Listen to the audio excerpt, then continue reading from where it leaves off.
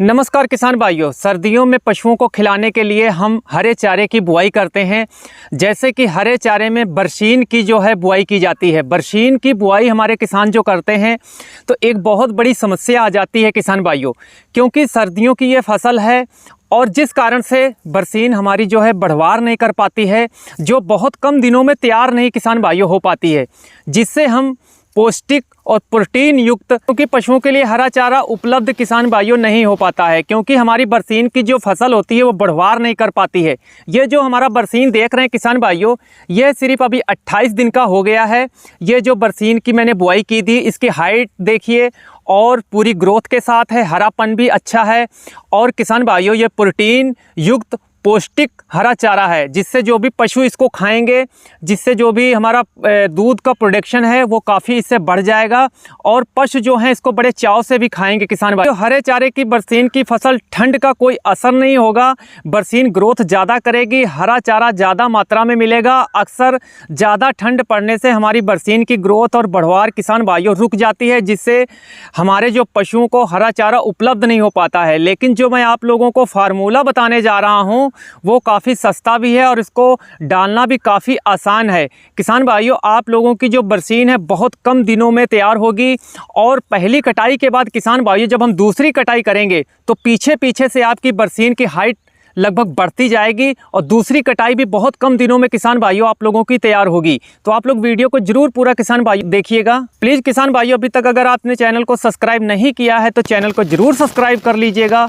और किसान भाइयों एक प्यारा सा लाइक करिएगा अगर हमारी जानकारी अच्छी लगती है। अगर कोई सवाल है तो आप कमेंट करके पूछ भी सकते हैं।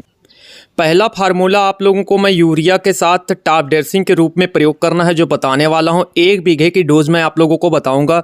दानेदार आप लोगों को यूरिया लेना है 10 किलोग्राम और इसके साथ में आप लोगों को लेना है 500 ग्राम सल्फ़र 80% WDG आप लोगों को प्रयोग करना है टॉप ड्रेसिंग के रूप में। ओस नहीं होनी चाहिए पत्तों पे। और उसके बाद में दूसरे दिन आपको हल्की सिंचाई कर देना है। अगर खेत में नमी नहीं हुई है, अगर नमी हल्की है तब भी आप इसका सिंचाई करें, बहुत अच्छा रिजल्ट मिलेगा। अब आप लोगों को जो लेना है वो अच्छे से नोट करें और जो सावधानियां हैं वो भी मैं आप लोगों को बताऊंगा। आप लोगों को लेना है 300 ग्राम सल्फ़र 80% वाला जो पाउडर फॉर्म में आता है और 500 ग्राम लेना है मैग्नीज सल्फेट 1.5% वाला जो आता है। पानी की मात्रा रहेगी 100 लीटर। 1 एकड़ की मैं आप लोगों को मात्रा बताने वाला हूँ। ताज़ा पानी लेना है स्प्रे में आप लोगों को और आप इस स्प्रे को 1 हफ्ते के बाद अप्लाई दूसरा स्प्रे करते हैं तो बहुत शानदार किसान भाइयों रिजल्ट और आपकी बरसीन की ग्रोथ और हाइट को बढ़ाएगा और फंगीसाइड का भी अच्छा काम करने से तना गलन की समस्या भी नहीं आएगी। तो किसान भाइयों, अगर बुआई में आपने DAP और सिंगल सुपर फास्फेट खाद का प्रयोग नहीं कर पाए थे तो उस अवस्था में किसान भाइयों फास्फोरस की पूर्ति के लिए आप NPK 05234 1 किलो 100 लीटर पानी में मिलाकर स्प्रे करना है 1 एकड़ में, जिससे आप लोगों की फास्फोरस तत्व पूर्ति हो जाएगी। साथ में किसान भाइयों पोटास तत्व की भी पूर्ति हो जाएगी बरसीन की फसल में। बरसीन बुआई से 15 से 20 दिन की फसल होने पर आप लोगों को यूरिया की हल्की टॉप ड्रेसिंग शाम के समय अवश्य कर देनी चाहिए।